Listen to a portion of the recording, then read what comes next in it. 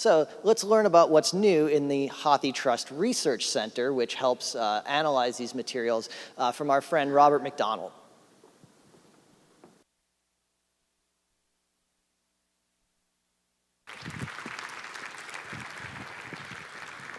Thanks, Daniel.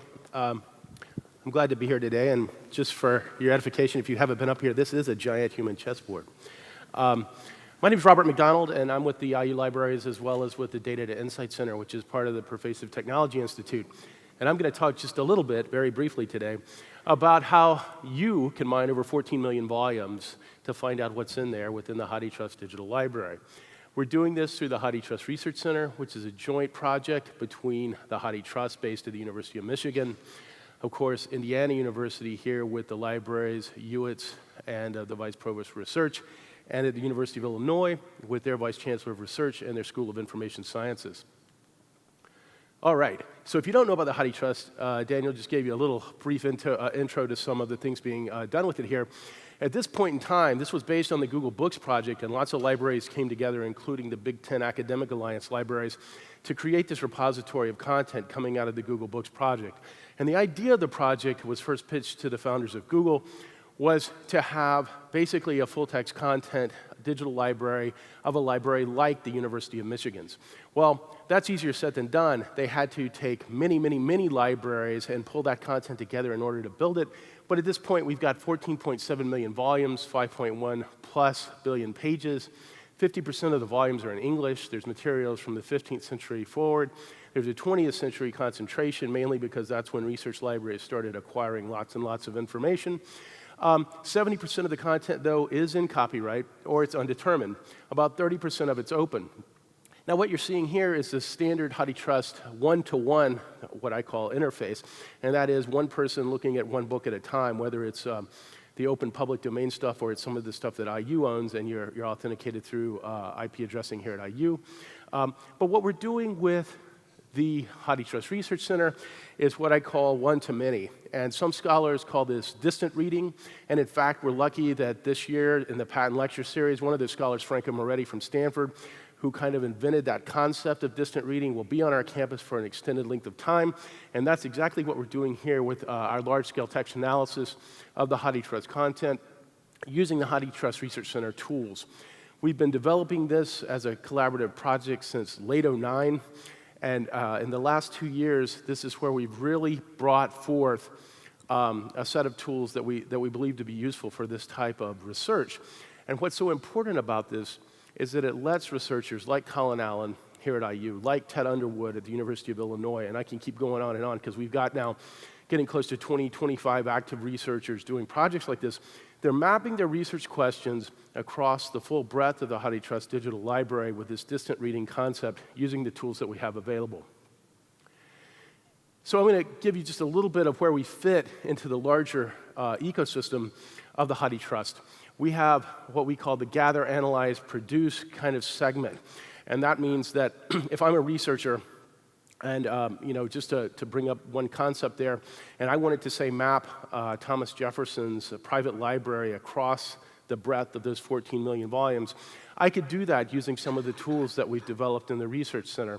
Then I could analyze those in a deeper depth, and then I could create a knowledge map from that I could pull out of the full collection of the HathiTrust and take it with me so that I could remanipulate it over time. And that's what we want to allow, is this capability to release knowledge from the full breadth of the 14 million volumes so that research can happen on them. And right now, because of the copyright issues involved with 70%, as you saw, of the collection, that can't happen freely, but it can happen where we have lots of data stores like IU next to lots of computing that can be leveraged for that type of analysis. Just a little bit about our growth. The last 2 years is where we've really done, kind of growth in terms of what our standard services are. We, from 2014 to 2016, we had 923 new users, and of course, they're coming on board as we have our outreach events. We've had 3 different uncamps on the campuses of IU, Illinois, and Michigan. We have 1,127 registered users. We have 130 regular users of our data capsule. That's our data enclave that allows you to go in and actually mine the full text of the volumes. We're doing this with text right now, but we have some researchers who are interested in looking at other things like images found within the text. Imagine if you could pull all existent entries of music from the 14 million to see what's there. And then we have 257 different institutions at play. Lots of these are members of the HathiTrust. Some of these are just independent.edu institutions that aren't members, but they have researchers wanting to take advantage of our services, and that's what we're enabling with the leverage services that we have. Now, any kind of talk about high-throughput computing would not be a full talk if I didn't have graphs like this, looking at what we did with our portal over the last 2 years. It gives you an idea. This is the large-scale analysis task that we looked at specifically through our portal. And you see there, it's in the 150 to 250 kind of range, and based on our other numbers, that's kind of what you would expect.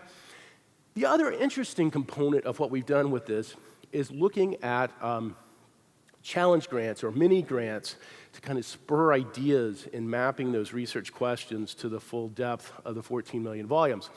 We did one round of this last year. We had 4 of them that were funded. One of those was Colin Allen's here at IU. Another one was from the University of Toronto, looking at economic concepts across. And these early ones were only done with the 4.4 million open volumes or out of copyright volumes of the collection. And we did that so that we could scale using parts of IUIE for our data capsules so we could try things out. We've taken great use of the data capacitor as well as of the research file system. I'd really like to have a good shout out for all the folks with those groups and units who've helped us achieve our goals. And now, this is our second round that we funded over this summer. As you see, it's all over the place in terms of the kind of research questions. We have one looking at specific types of fever outbreaks in the Caribbean. We have another looking at creativity over a set amount of time. Another one looking specifically at the Chicago School of Architecture, and then taking that data and mapping it to a tool called Wikifire, where they hope to have an automated or machine learning type of encyclopedia that comes from mining the entire collection. Another one looking at specific types of literature and trying out some concepts from information theory on top of that. And you'll notice these come from a variety of institutions: public, University of Iowa, also Big Ten, Brown University, Illinois Institute of Technology, and Augsburg College.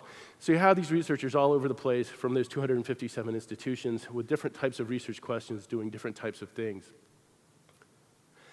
So, and this is my one typo, at least that I've caught so far. This was supposed to say 2016-17, what's new for HathiTrust, and I had 2015-16, and of course, I didn't catch that till today. But the big thing is with this next round of ACS, we'll have access to all the volumes, not just the 4.4 million volumes in the public domain.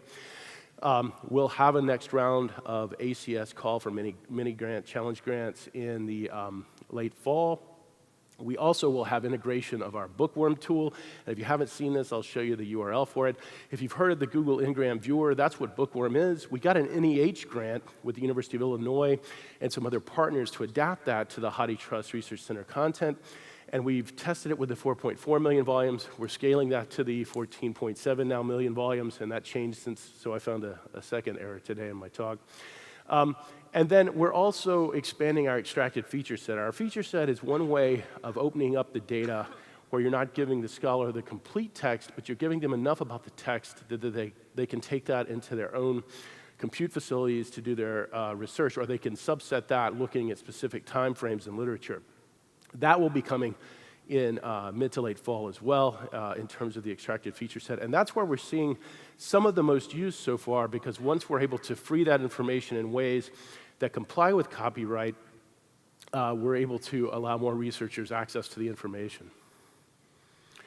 These are our main links, useful links. The first one is our portal. That's our main portal where you can kind of link to everything that we have. We have the extracted feature data sets linked from there. We have an FAQ linked from there that kind of gives you a way of getting started, both with the standard collection builder that we have available, as well as with our data capsule. And then right now we're linking externally to the Bookworm version, but we're working to integrate that with our portal real soon once we have the 14.7 million volumes analyzed. And that's a wonderful tool because as we've worked on that through that NEH grant, we've been able to offer other features to Bookworm that allow for customized metadata that can be very useful to researchers looking at narrower and narrower sets of data once they subset them.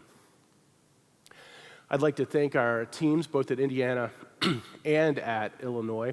You see they're pretty wide-ranging teams. They include folks from the Data to Insight Center at IU, as well as the libraries, the School of Information Sciences, as well as the libraries at Illinois.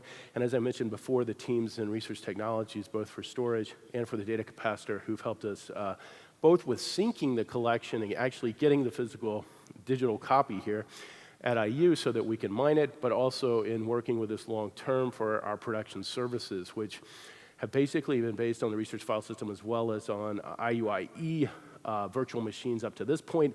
We're about to integrate some brand new servers that are gifts to the University of Illinois, which will expand the amount of memory that we have for the data capsules and will give us a lot more flexibility for the larger data sets that we know will be flowing through there. And with that, I'm at the end of my talk for today. Thank you very much for your time.